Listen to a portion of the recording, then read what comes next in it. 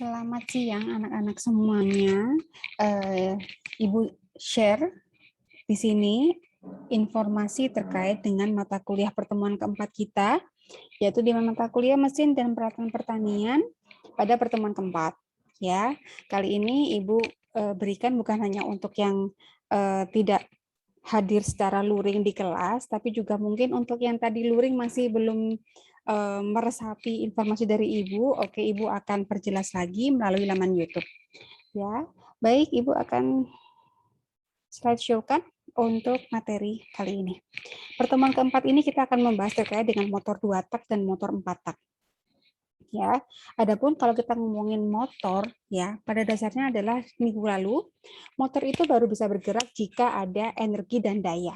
Ya, ada daya listrik kemudian masuk ke dalam suatu kaidah sistem seperti mesin begitu ya. Kemudian dia pasti akan mengeluarkan sebuah energi, baik itu sebuah atau dua buah atau tiga buah, baik itu energi gerak ya dalam bentuk gerak atau energi kinetik maupun energi diam, energi potensial, energi panas dan masih banyak lagi.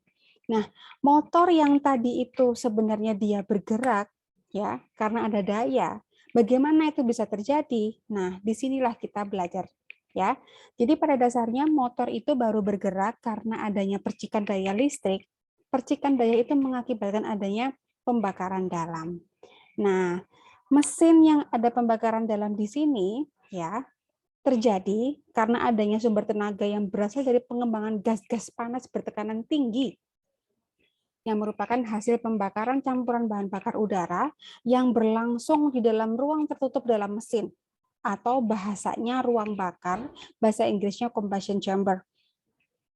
Seperti ini loh nak, bagaimana ada gas-gas bertekanan tinggi tadi ketika terjadi percikan listrik, ya akhirnya mengakibatkan adanya combustion atau pembakaran di dalam ruang tertutup tadi atau yang disebut dengan combustion chamber atau ruang bakar. Itu yang ini nak, ya.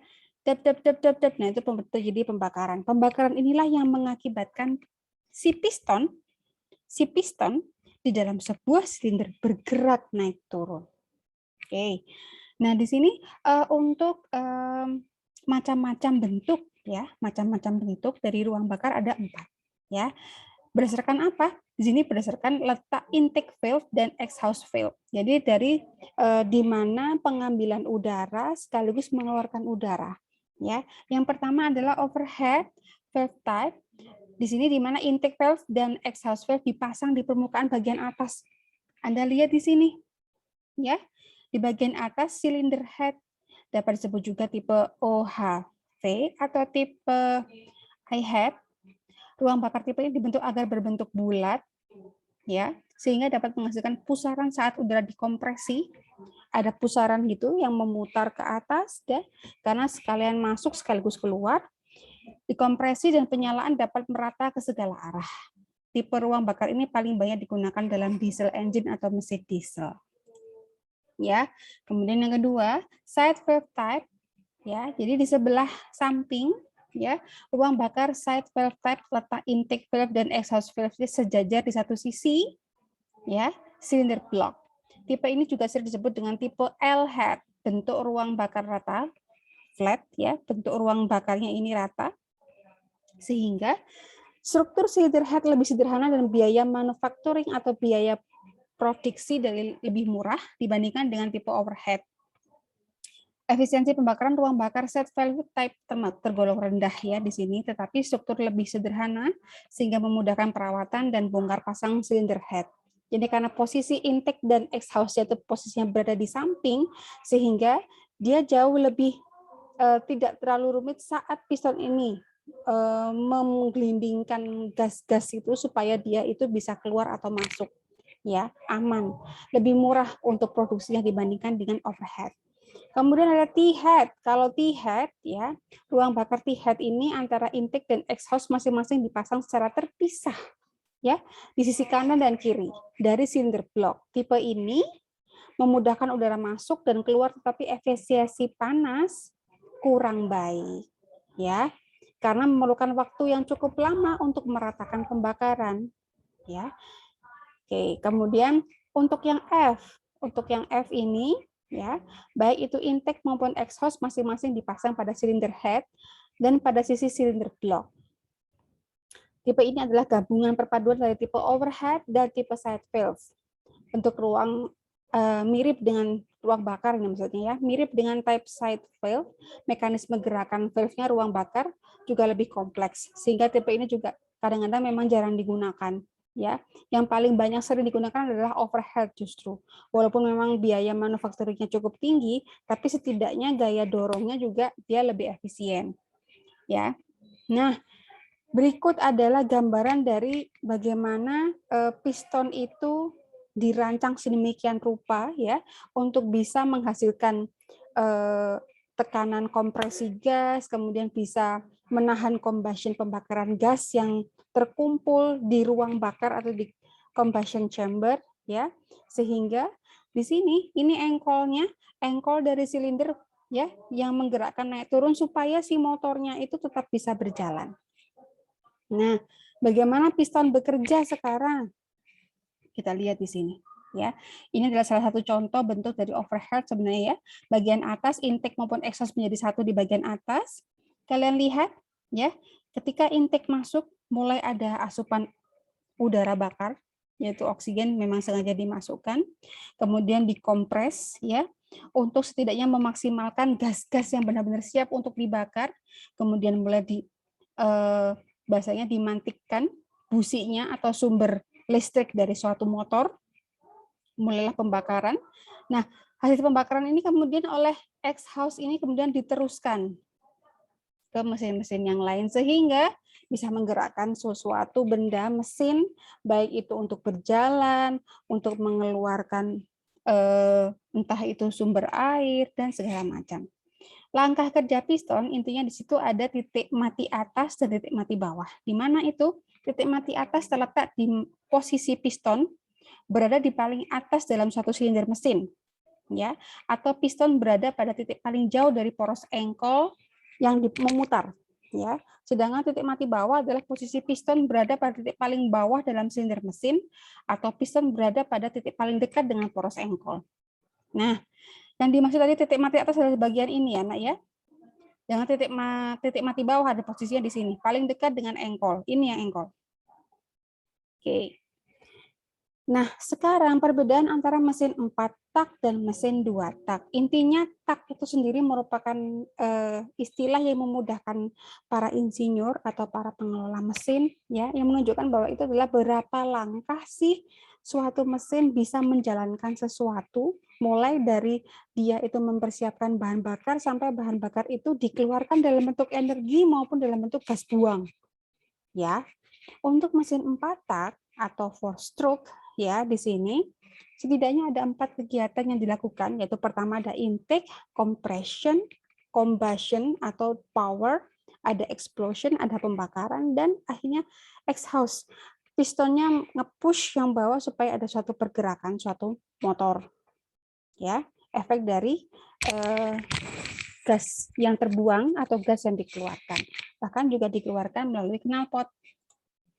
Langkah-langkahnya dalam bahasa Indonesianya. Yang pertama, ya, itu langkah hisap atau intake. Pada langkah ini piston bergerak dari titik mati atas ke titik mati bawah. Ya, secara bersamaan klep isap antara karburator dan ruang bakar akan terbuka. Hal ini membuat campuran bahan bakar dan udara masuk ke ruang silinder. Jadi kalau udah ngomongin intake air, berarti ada udara yang tadi Ibu sebutkan yang bisa membantu proses pembakaran, yaitu pastinya adalah adanya oksigen. Ups, oke, maaf. Lanjut. Kemudian di sini ada langkah kedua, yaitu langkah kompresi atau compression, di mana piston bergerak naik dari titik mati bawah ke titik mati atas. Hal ini mengakibatkan klep isap dan klep buang tertutup. Piston yang naik akan memampatkan campuran bahan bakar dan udara, jadi lebih dikonsentratkan di ruang silinder hingga suhu udara menjadi tinggi, tekanannya menjadi meningkat. Yang ketiga, langkah kerja atau pembakaran.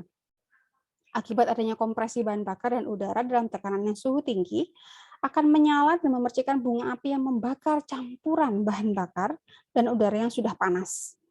Terjadilah ledakan tenaga, ya, ledakan tenaga yang membuat piston dari titik mati atas menuju ke titik mati bawah. Akibat gerakan piston yang menuju ke bawah menyebabkan krak as atau berputar dan menghasilkan tenaga. Ya, seperti itu. Kemudian yang keempat, langkah buang atau exhaust. Setelah terjadi pembakaran tertentu saja gas sisa pembakaran harus dibuang, tidak boleh di dalam ya. Pada langkah ini piston kembali bergerak dari titik mati bawah ke titik mati atas yang secara bersamaan terjadi pembukaan pada klep buang. Gas sisa pembakaran akan keluar dari klep buang dan teruskan melalui atau menuju knalpot. Contohnya adalah ini adalah alat mesin pertanian 4 tak ya, yang portable bisa digunakan untuk menyiram, dibawa kemana-mana ya. Nah sekarang untuk mesin 2 tak bagaimana? Mesin 2 tak itu ada penyederhanaan proses di mana proses intake dan proses kompresi menjadi satu cycle, menjadi satu step, menjadi satu tahap ya. Kemudian yang namanya adalah upstroke ya, atau tak pertama ya. Yang namanya bahan bakar gas panas ya, dikompres kemudian seketika itu juga dibakar langsung ya. Jadi di sini langkah hisap dan kompresi terjadi ketika piston bergerak dari titik mati bawah ke titik mati atas. Campuran udara dan bahan bakar masuk ke poros engkol dan dimampatkan pada langkah kompresi. Kedua tahap ini terjadi dalam satu langkah. Ya, beda dengan 4 tak, dua-duanya terpisah. Kemudian langkah kedua dari mesin 2 tak adalah langkah usaha dan buang. Terjadi ketika piston bergerak dari titik mati atas ke titik mati bawah. Pembakaran terjadi akibat busi memantik campuran udara dan bahan bakar, dan hasil pembakaran langsung terbuang melalui katup outlet. Kedua tahap itu juga terjadi dalam satu langkah. Nah, biasanya ciri-ciri yang bisa kalian temui dengan mudah adalah kinerja dari mesin 2 tak ini adalah pada saat pembakaran yang terjadi, ya, bahan bakar dan juga gas yang terbakar tadi ya belum terbakar sempurna tapi langsung dikeluarkan. Akibatnya asapnya terjadinya lebih banyak asapnya dibandingkan dengan yang 4 tak. Ini adalah contoh untuk mesin pertanian 2 tak, yaitu proses di mana menggunakan mesin untuk memangkas rumput.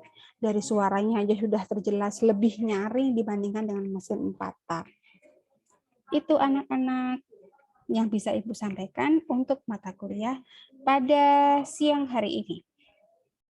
Jika ada pertanyaan untuk yang telah menonton YouTube ini, bisa kalian komentar di kolom YouTube. Demikian bisa Ibu akhiri. Terima kasih.